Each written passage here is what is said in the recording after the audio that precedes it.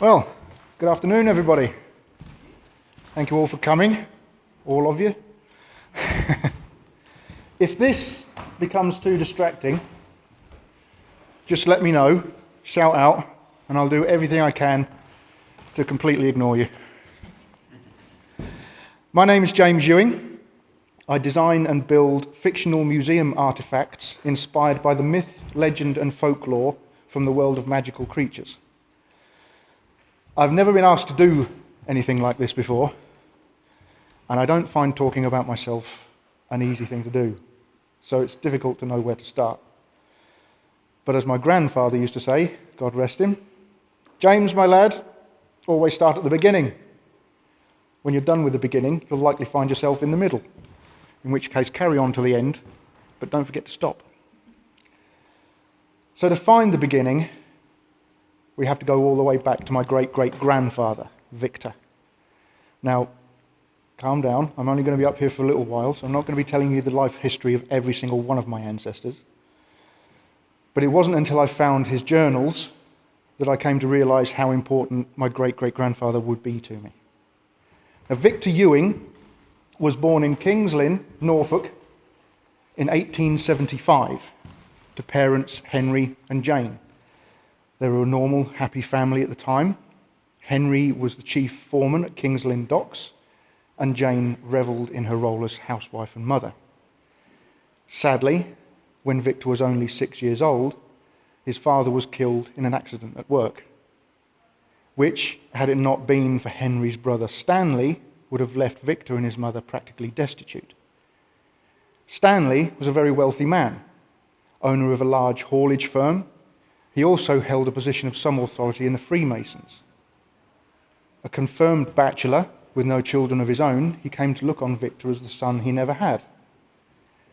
He used his wealth and position to secure Victor's education, and Victor schooled in Cambridge. Victor joined the cadets. When he left school, he joined the army and the regiment of the 21st Hussars, where he showed an extraordinary aptitude for military tactics. In 1896, Victor is posted to the Sudan.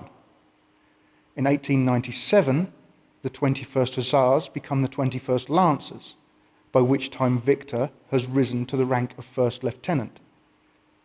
He fought at the Battle of Omdurman under the command of Sir Herbert Kitchener, where, when his own captain was taken fatally wounded, Victor took control of the troops and led them to victory. He was promoted in the field to the rank of captain, something that did not sit well with the other highborn officers. When the war was over in 1899, Victor chose to use the privilege of rank and make his own way home, rather than travel with a group of men who showed him an obvious disdain.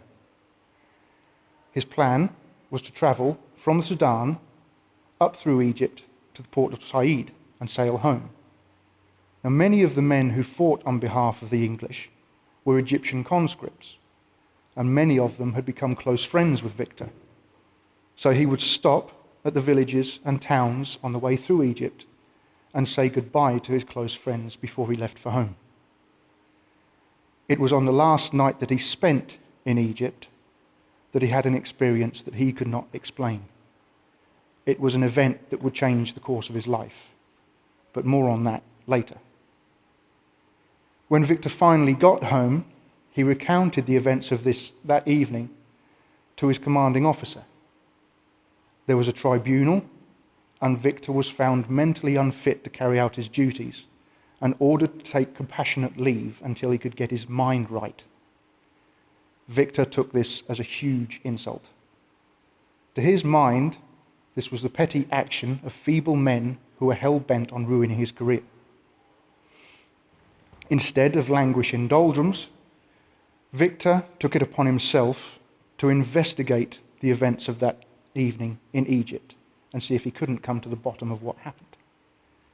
It was during his investigations that he met a man by the name of Alfred Jennings. Alfred Jennings was in the employment of a group of very wealthy British gentlemen who had an interest in the occult and unexplained.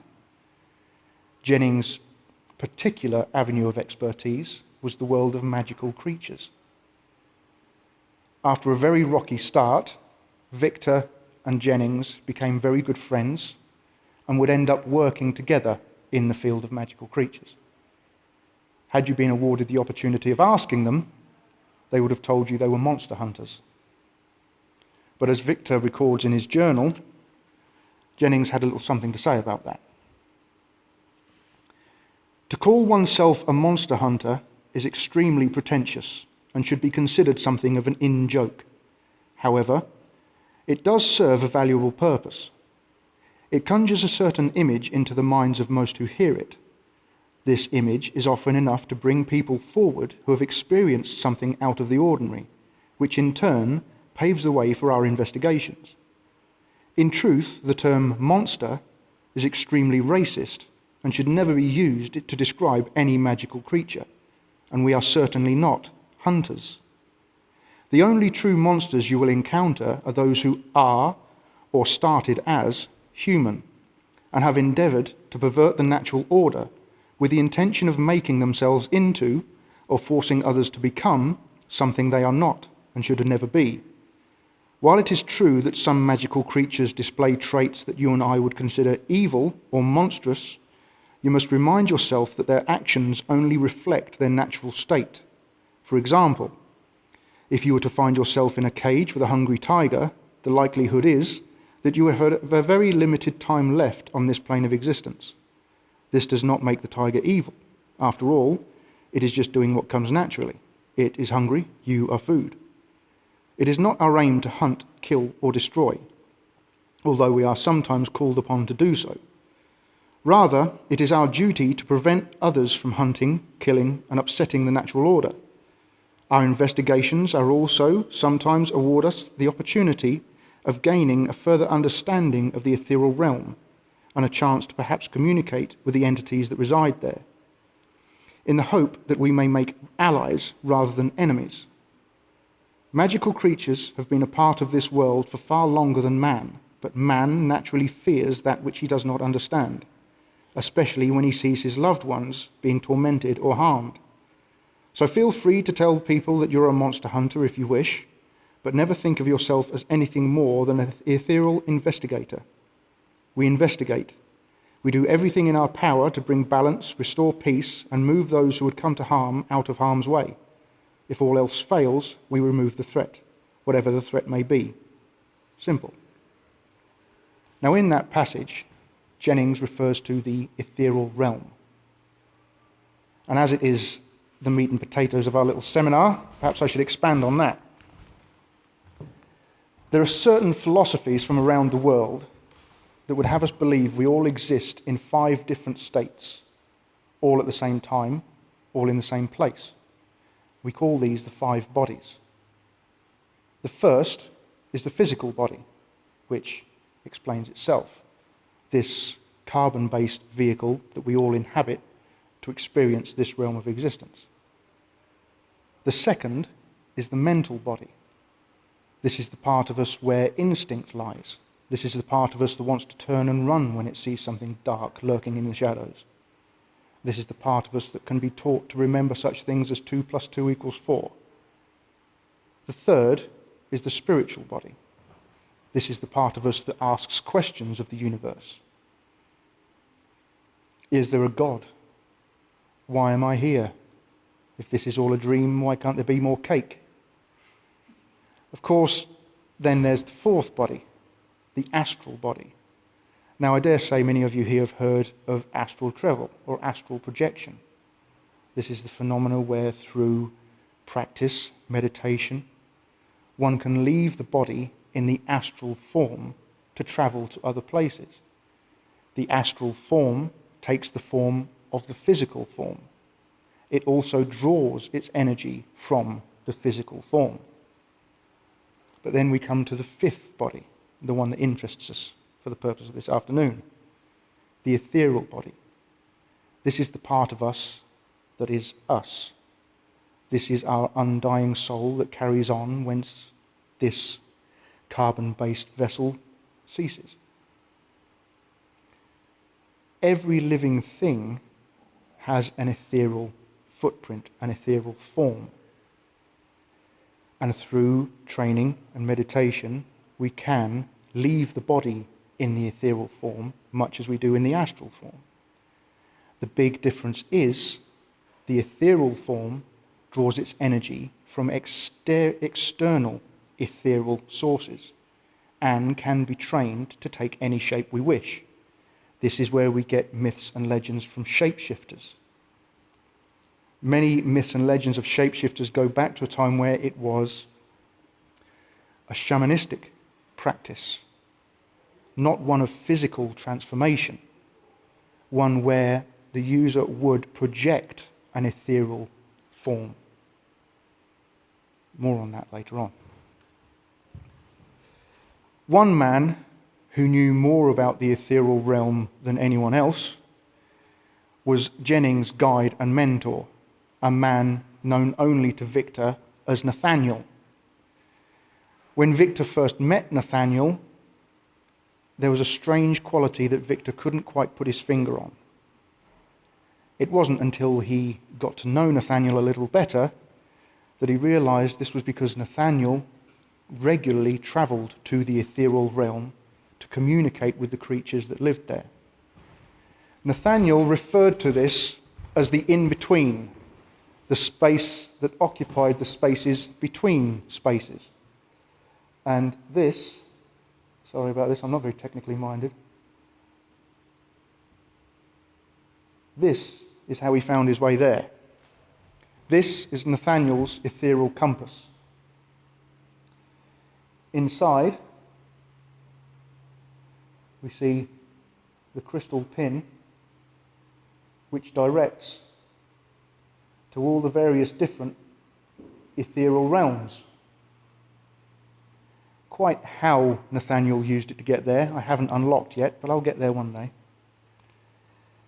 But Nathaniel used to say that the ethereal realm is an extremely confusing place to humans, and for three main reasons. The first, whereas we live and walk on the skin of a ball of rock that's hurtling through space at frankly ridiculous speeds, the ethereal realm is a bubble. And inside that bubble are many other bubbles, each one the home of a different ethereal entity. The second big difference is that time in the ethereal realm is a place.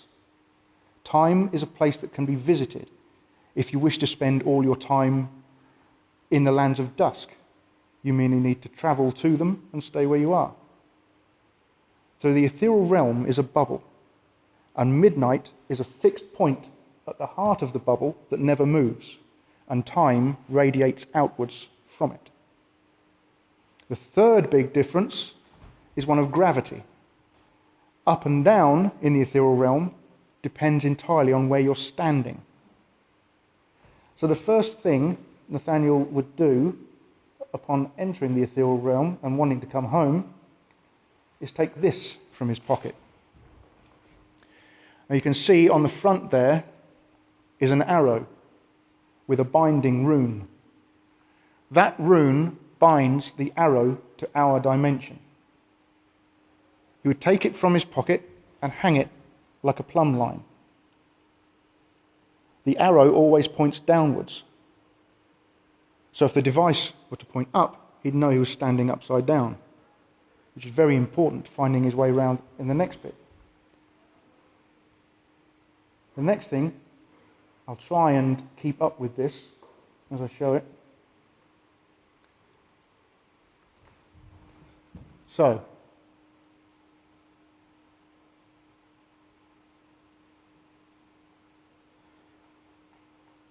first thing we need to do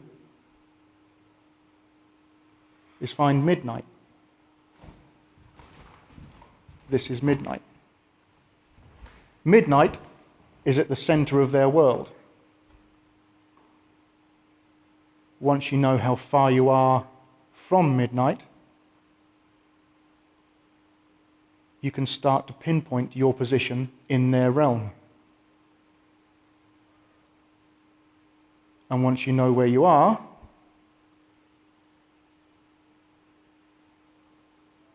you can start planning how to make your way home again. So Nathaniel would carry this in his pocket all the time, and it saved his skin on many occasions.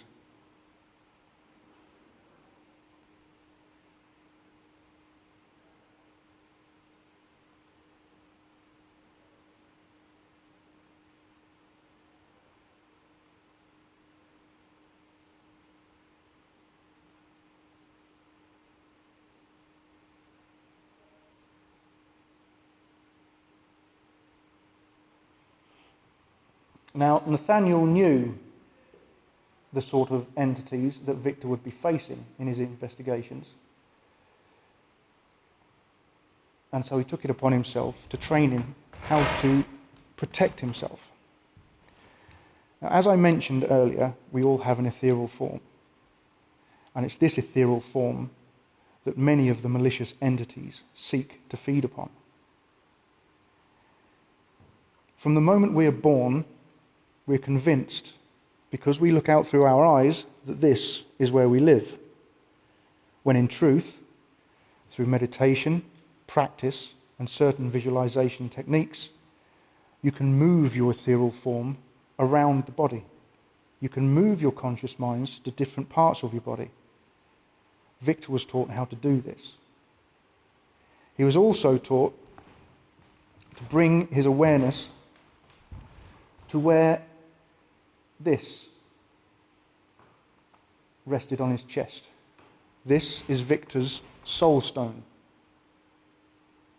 Victor was taught that if he could bring his awareness to the point where he felt the pressure of the soul stone on his chest, with training, he could move his conscious mind and an ethereal form into the soul stone, where it would be protected from any ethereal entity that tried to take it from him. But that's enough about Victor for now. Let's have some monsters.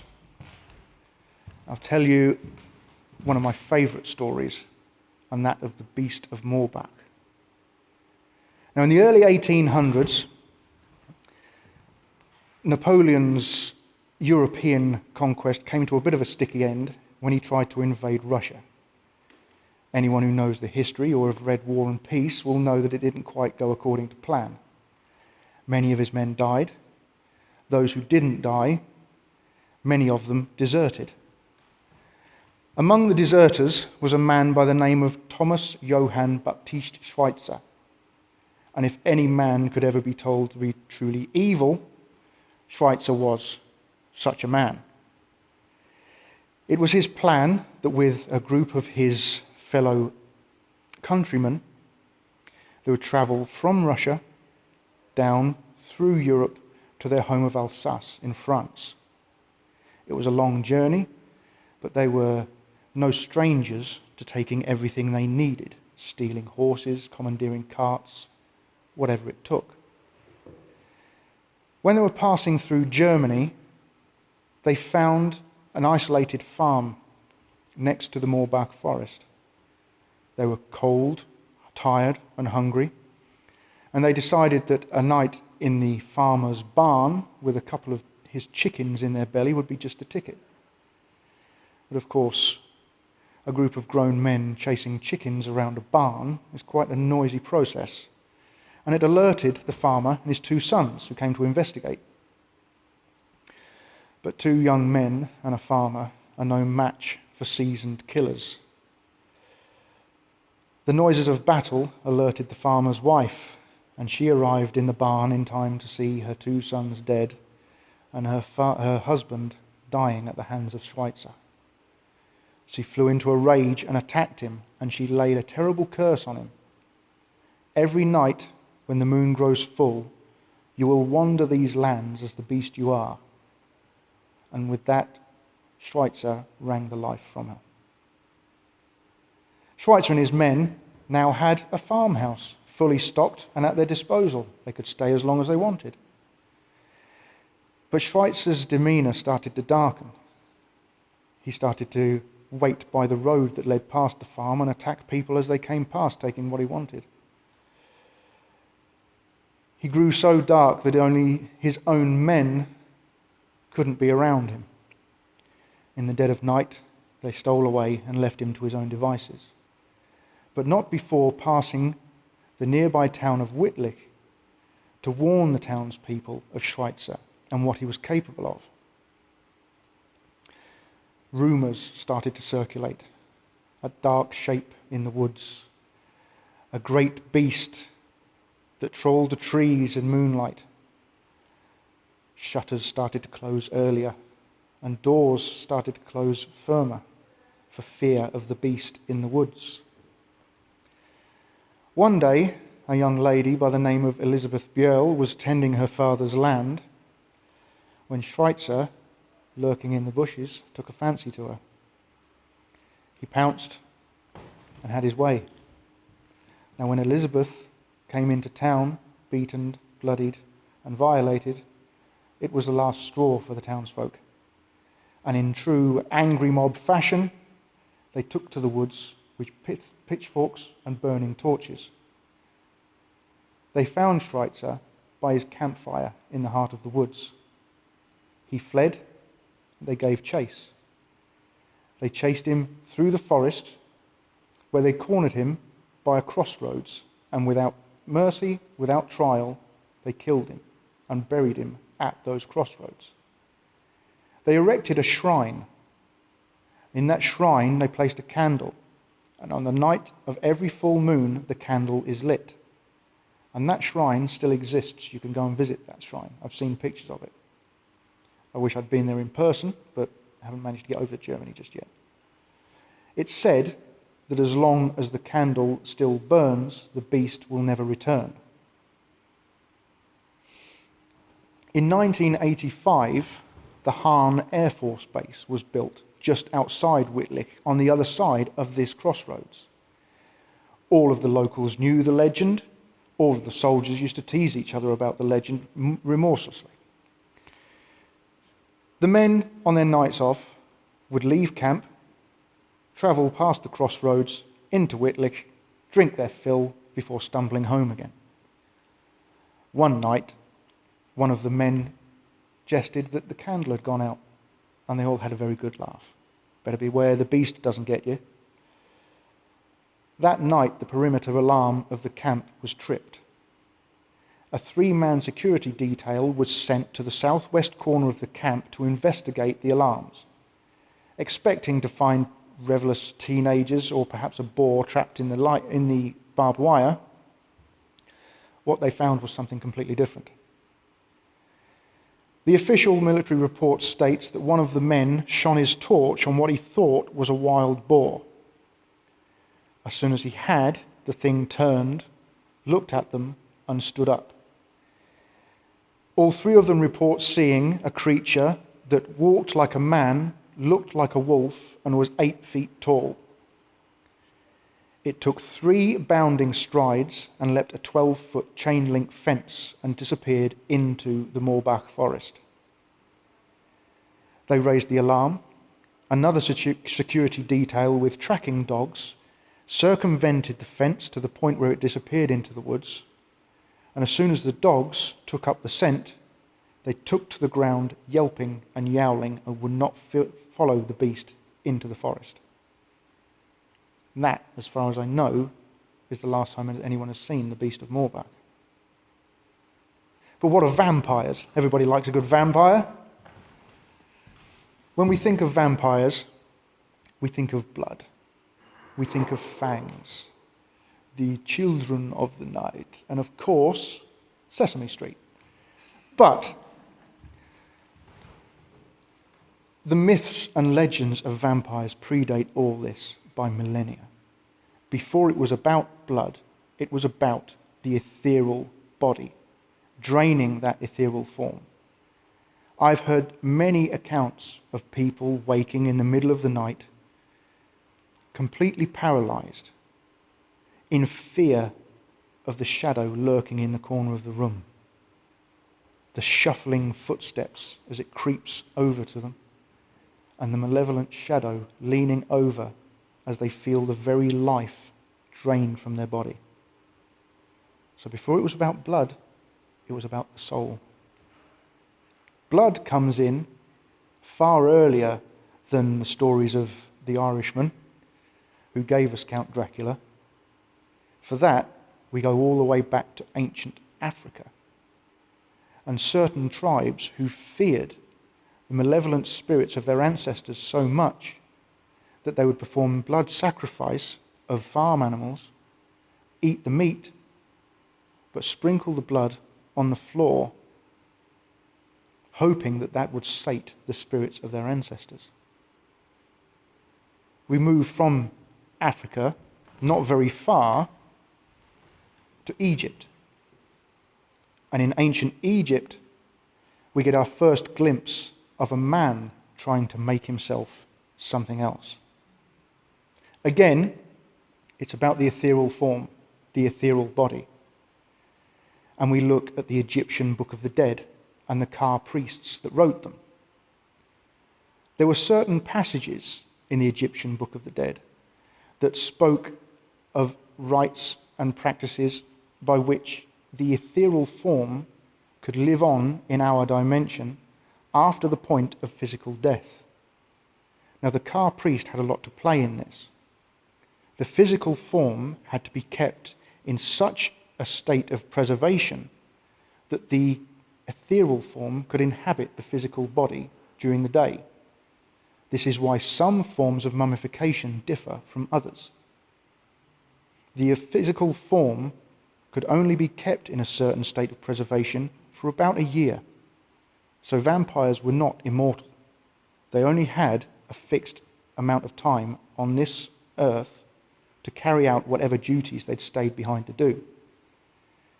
The other job of the Ka priest was to leave offerings of ethereal energy for your ancestors who had decided to stay behind.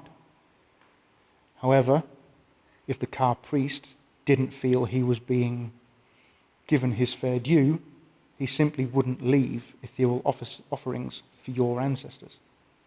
And so now we have the ethereal, hungry form of someone wandering the land looking for sustenance. And this is where our myths and legends of a man becoming a vampire originate. It also leads me neatly back to Victor and the accounts of that evening in Egypt. December 1st, 1899. After many days riding, we have finally arrived at my last port of call. I've said goodbye to many of my dearest friends since starting this journey, and tonight I say farewell to the last of them, my closest friend, Menai. This small village in which he was born and raised will forever be the place of our parting. We are both tired and in need of a drink, but Menai is happy to be home. The last 5 years have been hell for all concerned, and I know that I'm not the only one who is eager to be reminded of the good things in life. It is a day of mixed emotions. Joy at the thought of being home for Christmas, and sorrow at our final farewell. He is a brother born in battle whom I'm certain to never see again, but tonight we will eat, drink, and make merry together one last time. Also, the strangest thing. As we crossed the bridge into this part of town and drew nearer to his home, the crowds grew less and less. The people, what few there are, appear troubled by something. The streets are all but deserted, and the tiny spit of river, barely a trickle of water, has almost cut the town in two. Even Menai thought it odd, but no cause for alarm. The less people there are at table, he said, the sooner our glasses will be filled. Tomorrow I head for home and family. 3rd of December, 1899. It has been 2 days since the events of that night, and I'm still at a loss to explain what happened. It had been an extraordinary evening. Menai's family had made me most welcome in their home, even though their smiles seemed a thin veneer through which we occasionally glimpsed a haunted fear. Several times Menai shared a knowing glance with me, but when he pressed his father to speak on it, he brushed the inquiry aside and doubled his efforts to appear jovial. Soon the meagre dwelling was full to the rafters with friends and family, all eager to treat me as one of their own and ask me question after question on the wonders of my homeland far away. The wine flowed like a river. I'd stepped outside to take a breath as the singing started another round. The scent that filled the air that night was even more pungent than normal. The smell of raw effluent and the leavings of animals is common here, but this caught the back of my throat and was almost enough to make me retch. It was some time before I noticed Menai laying prostrate in the shadows. I thought nothing of it, as I knew he had been engaged in several drinking competitions already that evening, but still made my way over to check on him. It wasn't until I drew closer that I saw it. At first I thought it nothing more than a wisp of smoke, a small cloud from a hearth fire or recently extinguished lamp. But then it turned on me. It actually turned to look at me, and I saw its true form. It hung in the air like smoke, but as it turned, it seemed to undulate like some grotesque liquid-filled sack. But most startling of all were the ghastly glowing red eyes. As they pierced me, I felt frozen to the spot and completely paralyzed. It drew nearer and would have been on me had it not been for the doors bursting open and a handful of our revellers spilling into the street. It turned away from me, and, as its gaze fell on them, my senses returned. I let out a cry which drew the attention of my new friends, and it fled through the streets. I ordered them to see to Menai, and I gave chase. I don't know why I followed the thing. I was still reeling from the sight of those glowering red eyes and sense of petrifying fear that had riveted me to the spot mere moments ago. But it had been attacked by my closest friend, and I could not let that stand. It moved quickly, too quickly for me at times, but whenever I felt I had lost it, the stench would return to lead me. The streets grew darker as I ran full tilt into the shadows. It was as I rounded a corner that I saw it pass into the doorway of a dark hut. Steeling my nerves and taking the last lit lamp in sight, I pressed on. Running hard enough to make my heart burst, I hit the rotten door and it flew apart, throwing me to the floor. Looking up from the ground, I saw the hideous thing glowering at me, and as it slowly slid through the lid of a huge wooden chest that stood against the back wall of this wrecked shack. Scrambling to my feet, I grasped the lid and, with some effort, prized it open. The sight that greeted me put my constitution to the test and almost won. A corpse lay wrapped in rags with a strange winged black necklace that rested on its chest. It was then that I swear I saw the thing stir. Whether it was just my senses playing tricks in the night, I cannot say, but I cannot call the next few moments to memory. I remember turning the chest over, dashing the lamp against it, and fleeing as the flames bloomed from the spilled oil. Running again through the dark streets, this time towards the faint glow of the lodgings and the hope of finding Menai, ready to greet me with a bawdy tale of his encounter, as was his norm. It was not to be. Menai lay where I had left him, with all of his family crowded round. I pushed my way through them to find my friend struggling to catch his breath. He looked old, drawn, and sickly. He saw me as I drew near to him, but as his eyes fell on my outstretched hand, a look of terror crossed his face, the likes of which I have never seen in him. He raised a shaking finger, pointed at my hand, and with his last breath shouted, "Ku! Ku!" It was then that I realized I was holding the necklace that had been round the corpse's neck. His family backed away from me in horror as if I were leprous. Menai lay dead at my feet. I do not know what this black scarab is, but I'm determined to find out. Menai was a good man and a close friend. I have fought by his side for many years, and I have never seen him afraid in the face of danger.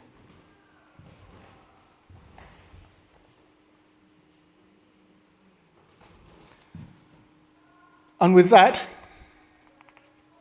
I think I'm almost at the end. So I'll ask if there are any questions. Is that the necklace? That's the very necklace. Any more for any more? No, I've answered all your questions already. Great. The black material on the back of that, what is it? The wings, that's Yes. ebony. Ebony, yeah. Is that amber as well? That's amber, yes. Amber is said to be very good at holding energies, different ethereal energies, all sorts of things. A lot of people use it in magic, use magic work. Yes, Question isn't related to your lecture, but to one of the pieces I please, saw yeah. on your stand. You mentioned the Solomon's seal. Can you Yes, tell something about it? yes, let me, hang on, let me, It's something protective, right? the Seal of Solomon. Yeah. There is a myth that speaks of a great brass vessel that Solomon constructed. Hang on a second, it's not going to let me do that. Sorry, my technical... 1 second. There we are. No, that's not it. Nightmare. Let's go there.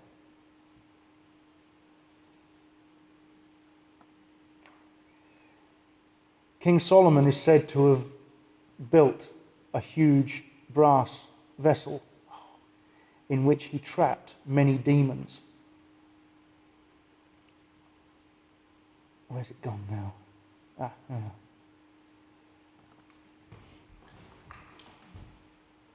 And around the brass vessel, he placed 6 symbols. Now, the symbols are here, all around this brass ring. At the heart of the device was the Star of David, the 6-pointed star, which is here on the base of the device. I don't think you can see it in this picture. No, you can't. And once he had trapped all the demons in his vessel, he placed that seal on it to keep them all there. Now, the crystal at the heart of this device is silver sheen obsidian. Obsidian, again, is well known for trapping and holding dark energies. The crystals around the outside, we have moldavite, smoky quartz, and quartz with Lemurian inclusion. So they all give energy to the symbols around this ring and allow it to draw the dark energies into the central crystal, thus trapping any malicious entities. So that's my take on King Solomon's demon trap. There we are. But isn't the seal like one of the symbols? Is that? That's the seal that keeps them all in. You see these points here are the 6-pointed star that's also part of the... So all of the symbolism is in there, just not readily visible, as you might think. Anything else?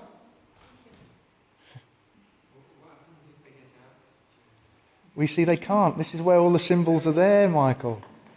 A ridiculous question.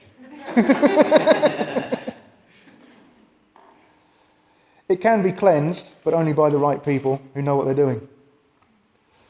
There we are. Anything else? Are we all done? What's that one?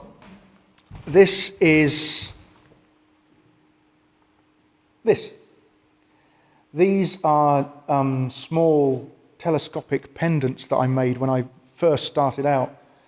I haven't made any of these for about 5 years now. You can see it there. It's about 1 inch long, and it telescopic comes out like that. And it has a cut glass crystal. I think there. You can see how big it is there. It has a cut glass crystal in the end of it, which breaks up the light. So, of course, when you look through it, that's what you get. They really did catch the light very nicely. But I haven't made any of those for a long time. Perhaps I should revisit that. I think you need to do that. Yeah, a lot of people like those. Yeah. Do you know what happened to Victor? I do have Victor's journals, and I'm going through them. I did flick forward to the end, but all it says is that at the age of 86, he wrote his last journal entry, and that was all that was heard from him. So you'll have to wait and see. Well, please do. Yes. Was that particular person, was he treated differently, or was this something they did a bit like to keep the evil in? Well, as Jennings says in that passage, the only true monsters are those who have attempted to make themselves something else. And even though their actions may appear monstrous, this is an earthbound soul whose source of ethereal sustenance has been taken away. And so now it's a soul that is wandering the world merely looking for sustenance. And of course it was Bram Stoker who was born and raised in Ireland with his mother telling him all the fables and all the stories of all these different fairies and creatures that lurked in the shadows. This is where he got his love of storytelling from. And when Bram Stoker went into the army, became a doctor, and he saw all the blood disorders and all the death of war, and found out about people like Vlad the Impaler, Vlad Tepes and all that sort of stuff, he put all of those things together and we get Count Dracula. So the actual tie of blood to vampirism, as I said, it goes all the way back to ancient Africa and the tribespeople there. You know, it's these legends all start in many, many different places. Because we have the legends of shapeshifters. Of course, everybody knows American Werewolf in London and all that sort of stuff. But again, shapeshifting was a very shamanic path. We have, in Norse mythology, we have people who would take the shape of bear, deer, salmon, all sorts of things, eagles, whatever animal they chose, they could transport themselves into that shape and travel, do whatever they wished. There's certain myths from pre-Christian Europe that say it was terribly bad luck to kill a hare because you never knew who it was. And there's one Norse myth, and you've probably seen the pictures of them up there, of a warrior by the name of Buthvar Bjarki. He was one of the greatest warriors in King Rolf Kraki's army. And it was at King Rolf Kraki's last battle, where all seemed lost, that Buthvar was nowhere to be found. It's said that Buthvar Bjarki had the power to take on the form of the bear. But with most of the old shape-shifting legends, it isn't a person who changes shape physically. It is again a person who projects an ethereal form that takes the shape of this animal. Now, Buthvar was nowhere to be seen on a battlefield. It wasn't until one of his friends, another warrior, went looking for him that they found Buthvar meditating in his tent.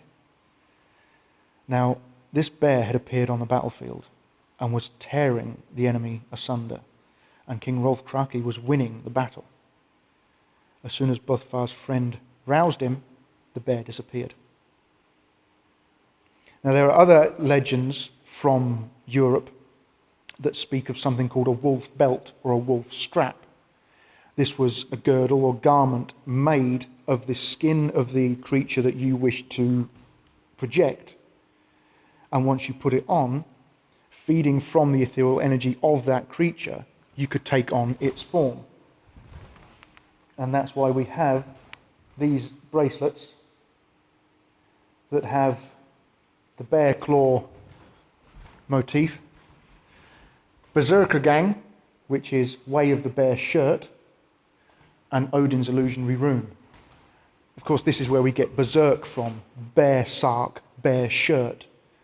Many people believed that this was the berserkers went into battle wearing absolutely nothing but blue war paint. So they were bare shirted. But that doesn't really translate all that well. Other people believed that these men had the ability to take on the form of the bear, so they wore a bear shirt to go into battle. So I've mixed the two myths and legends there and created these bracelets that Budvar would wear to give him the ability to change into the bear on the battlefield. There we are. Anything else? There's a piece that's there, I don't know how to describe it. Was it the six wings? It's probably yellow. I don't think it's an amber stone. 6 wings. It kept coming up there. I don't know. 6 wings. Oh, hang on. A necklace? Would it be this? There we are. That's that piece just popped into my head one day. That's the amber fairy fly. We have a dragonfly. I thought I'd make a fairy fly. Of course, the back piece, the triangle here, that was inspired by some of Brian Froud's work, because I love Brian Froud's work, but some of the symbols that he drew in the Dark Crystal books and stuff like that are some of the symbols that explain his version of how the realms all moved together. Absolutely fantastic. They're really, really gorgeous. And I've always loved those symbols, so I put one in the back of the fairy fly. I thought it sat quite well. There we are. Anything else? No? Then I will just leave you with these final words. When Victor was indoctrinated into the ethereal investigators, and he found out some of the ethereal creatures that he would be facing, he was understandably worried. And so he turned to Jennings for a little encouragement. This is what Jennings had to offer him. You are looking for words of encouragement or solace. You are hoping I will tell you that everything is going to be okay. I cannot. All I can do is prepare you for what will come. The forces of darkness are at work in this world, just as the forces of light strive to work against them. You, my friend, find yourself in the middle, treading water in the world of men and doing what you can to stop the whole thing sinking into the abyss, because neither of them care a damn about you, so listen closely. There will come a time when all seems lost, when the darkness closes in and you find yourself completely alone. You will be staring into the yawning, inky black, and it will be staring back at you with a malevolence that reaches beyond the dawn of time. You will know that there is a debt to be settled, for which the only currency is your immortal soul. When that moment comes, and it will, you must remember this. Never forget these words. Try to maintain a good sense of humour at all times. Thank you.